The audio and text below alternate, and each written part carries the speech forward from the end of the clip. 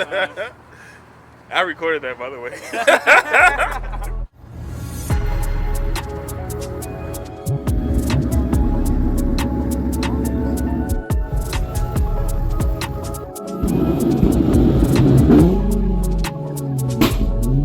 Yep, what's going on, guys? Welcome back to the channel. Hope you all doing all right. We're here at another meet. We're out in Kissimmee, Florida. This one's at Little PR Smoke Shop. This is Stanxed Sundayz. I'm gonna go ahead and get to it. We're gonna do some cinematics for the day. It's more like a pop-up meet, so it should be a smaller gathering and a great place to get some content and talk to some people about their cars. Do some cinematics. Everybody's basically just parked up at the moment. Before we get into all that, but yeah, how you guys doing? Thank you for any of my returning subscribers. Really appreciate the love. Anybody who's watching this and you're not subscribed, consider subscribing. Really appreciate it. New channel here. Appreciate all the feedback, any constructive criticism I can get. Really works out. I know I'm mumbling like crazy. I'm trying to get this out. You know how you get tongue-tied, but yeah, no. Honestly, guys, anything you want to say to me, just put it down in the comments. You know, whether you like it, you don't like it, I need it all. So, but yeah, guys, before we get started and get to the meet, I just wanted to step away and give you guys a word of the day. Today's word of the day is affirmation. So affirmation is going to be a formal declaration. So have you guys made a formal statement to yourself what you want to do? That's something that it'll trick your mind. You basically got to brainwash yourself. You know, I'm going to make sure that I do this channel. I'm going to start this today. I'm going to take action. Any type of formal statement, even that, hey, I'm not going to slack and watch that last episode of Game of Thrones. I'm going to go ahead and edit this content real quick so it's ready to go in the morning. You know, but you're making a formal declaration to yourself, a statement of what you're going to do. That tells your brain that, hey, I'm ready to go. And then you take those steps and you start to make that pattern where, you know, you're pretty much putting in all that hard work, but you can see, you know, the end. Some people put in the hard work, they don't really see the end, they don't know why anymore, and they kind of give up. Before you know it, you know, they're just backtracking. So giving yourself a statement, making yourself accountable for something is the best way, I think, to make sure that you are productive and making your content and taking your content to a different level. But let's go ahead and get in here and first time you're on camera and not have to take your clothes off? Yeah, first time. I recorded that, by the way. All right, bro, go ahead and introduce yourself. All right, my name is Sai. I own a 2013 Subaru BRZ, and I build it for show/drift.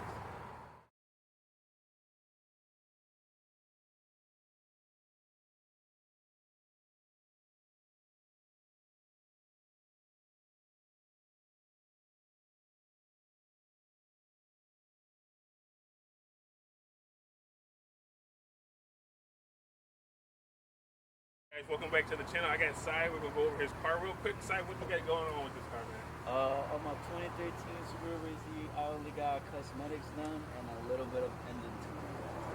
All right, no doubt. You don't need a whole lot. You drive it on the street still? Yes, sir. This is my daily/drift car project car. Yeah, I can see you got a little damage going on. You be tapping walls and getting tapped, huh? Yes, sir. No worries. I be staying on the streets a lot. Track most of the time when I can. All right. Mainly street. We work on back roads. Yeah. You know how it is. You know, guys, you gotta have a little fun, but you know, keep it to yourself a little bit so we can keep Don't it going. make it bubble. Yeah, exactly. Don't make it hot for us. Don't make it hot. You know, I like to drift too, but I try to not tell people what I do. And I gotta keep my name clean for my channel. But yo, so I know you said you drift. How long you been drifting, man? I would say about a year and a half. I started when I met him. Really. Okay. We started going to the little apartments. And he became like, oh, let's get our car. And we got this. Alright. So since you're a little new still, what would you have advice for someone who's trying to get into it? What helped you, get into it and get going? Well, first, like before I did anything with my car was learn my car. Alright. I learned my car. I maxed it out on top speed. I maxed it out on RPMs. I maxed it out on everything. And before I did it for, let's say, my friends or anybody, I practiced. There's nothing wrong on practicing. Doing things on your own. So later on, percent, like do a bigger show. You know? It's better to learn than check yourself before you wreck yourself. I say that a lot. Check yourself before you wreck yourself. So you would suggest definitely having like maybe your own car to start off with, so you can get used to the chassis. Yeah, have your own car, have your own, like, know your car. Like, just be mindful of your car, what car you got, how much you weigh, how much RPMs you really need, what's the throttle positioning, what's your angle, your OEM angle, what your car comes with. Or if you're already aftermarket, learn your angle when you have higher angle kits and all that stuff. You said you're mainly stock, you only have some cosmetics done.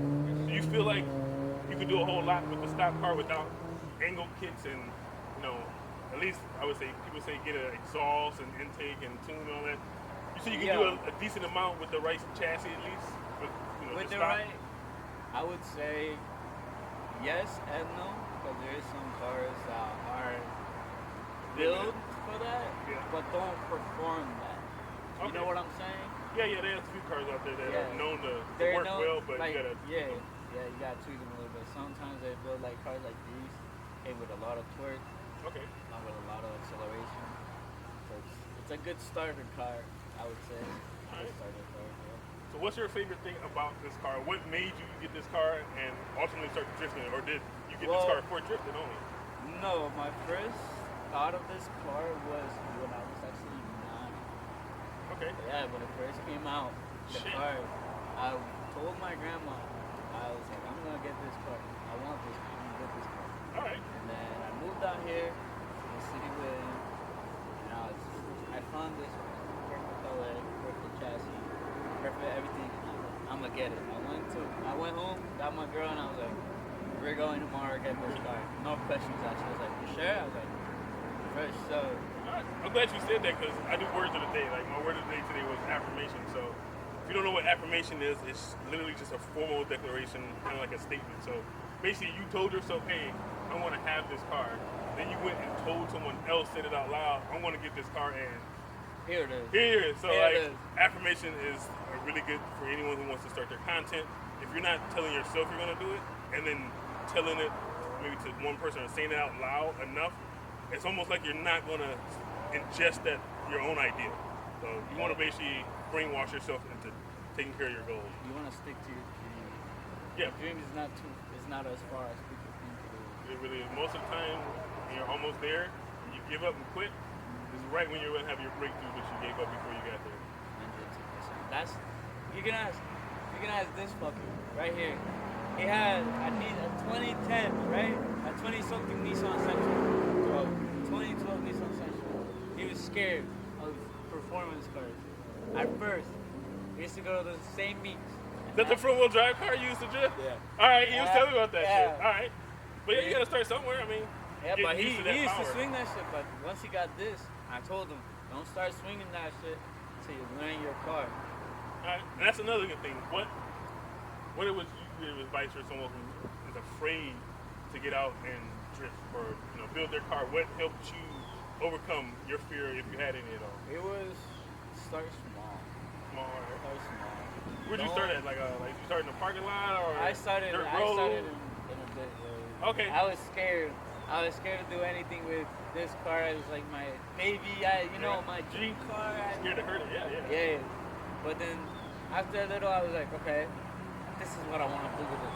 I need to beat it up. Right. It needs to be beat up. Okay. And that was part of the plan. It's part of that was part of the beats, the hurts, the ups and downs, the cricks and crannies. So I guess you got if you buy a drift car, it comes with a challenge. You know what I'm saying? If you really love it, this is what happens. If you really love it, maybe get a different chassis and beat up on, and keep your other car for daily. But if you buy a drift car, just know you're stuck with it. That's it. That's it. Yeah, that's what you got. Pretty much, unless you give it to someone else who's playing to drift it. I see it all the time on Facebook Marketplace. Oh yeah, 100%. But if you're a true lover to your car, that's the car you have. That's the car you will love, and that's the car you will enjoy. You fix it. It comes.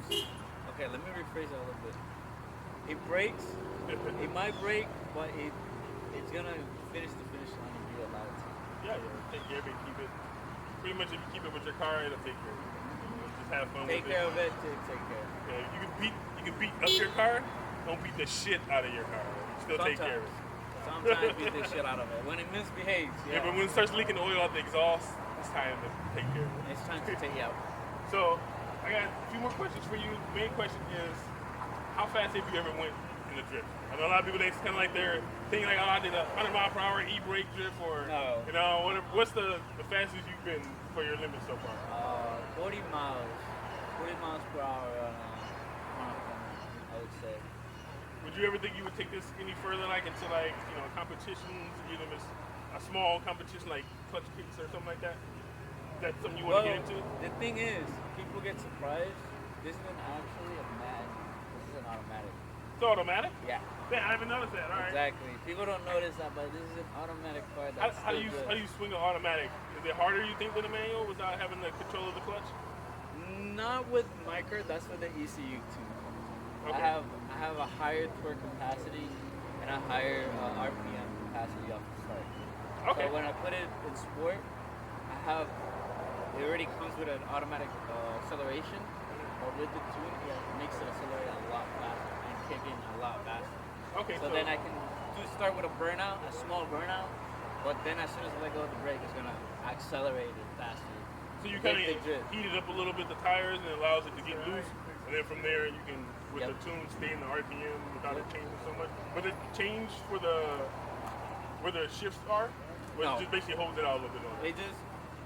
It just allows me to initiate easier. Okay. Now when it comes to drifting after that, it's just normal, the same way with every other car. Even in RPM, it makes it 18 minutes.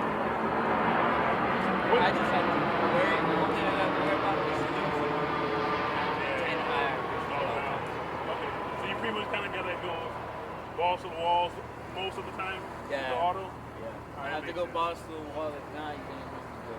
Yeah, I'm pretty sure though it helps you control, and you know, once you get to something that's, you can kind of stay in the immediate RPM range, you'll have more control. Staying so high. 100%.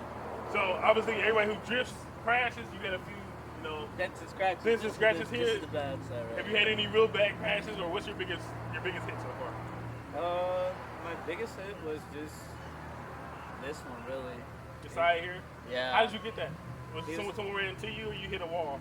Yeah, someone ran into me. Ran into you? Okay. Yeah. So they were, you know, in the pit with you, you know, so it happened. Yeah. So it just happened. It just happens. He hit me, and then I just spun out, and then it just happened. This is the outcome of it. And then our team came out with these nice little stickers. Oh shit! Yeah, I guess some And then cinematics I or solos. Fuck it. I like those, man. You gotta give me one of those to one of my car when I get it up finally off the stand. We're a lot of people's car right now sitting on jack stands, but that's the journey. That's the journey. So. All right, one last question for you, man. What's your Instagram? It's @StitchTheSubi, no T between the I and the C. All right, man, I'm gonna put it in the below somewhere. I don't know. I'll figure it out for you guys, but go follow the man. Appreciate you for doing the interview with me, man. Of course, bro. My channel is basically about helping people start doing whatever it is, their car builds, their Instagram channels, their photography, whatever it may be, even if they just like to film, other things, they're cooking. I want to help people to be able to break their confidence, control their confidence, Don't just give up on your dream too easy. Just because someone tells you your car is ugly doesn't mean you go scrap it, does it? No, and trust me, I get hate on my Instagram and my TikTok sometimes, and I know I'm new, but you can't let that get you down. So I get out here to talk to people and build my confidence, let people see me as someone who's not social at all. Do this, maybe to inspire them to start their channel up again, or you know, what I'm saying, get back to it. So appreciate you, bro. Yeah, of course, brother. Absolutely. Anytime.